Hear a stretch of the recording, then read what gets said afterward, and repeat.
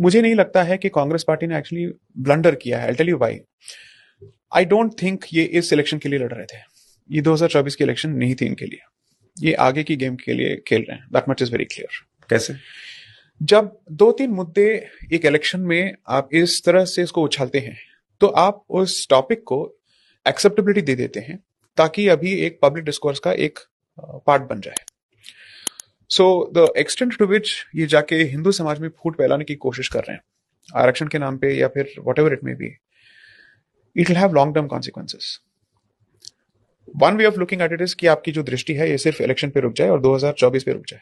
But the next question is, जो भी बातें आप कर रहे हैं और जिसको आप समाज के हृदय में उतार रहे हैं, इसके लॉन्ग टर्म कॉन्सिक्वेंसेस क्या होंगे? I am someone who is concerned more about that. For me society is always more important than politics, and in that sense even if the Congress loses this battle, it is playing a larger war.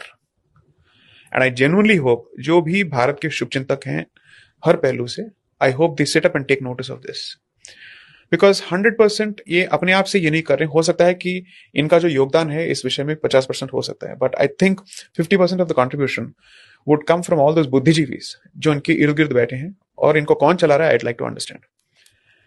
Every suggestion that has come, वो भारत को तोड़ने के बारे में ही आया है, सामाजिक तौर पे या फिर आर्थिक तौर पे। How is somebody comfortable winning an election on these terms unless they are saying satta is more important than Bharat?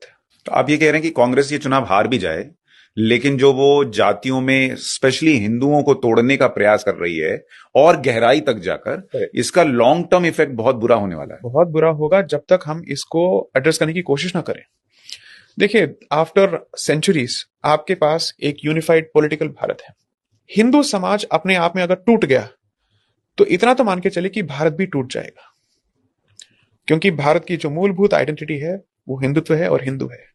अगर हिंदू अपने एक दूसरे के साथ लड़ते रहें जाति के नाम पे या भाषा के नाम पे या उत्तर दक्षिण के नाम पे, देन लिटरली बाहर वाले का काम हो चुका।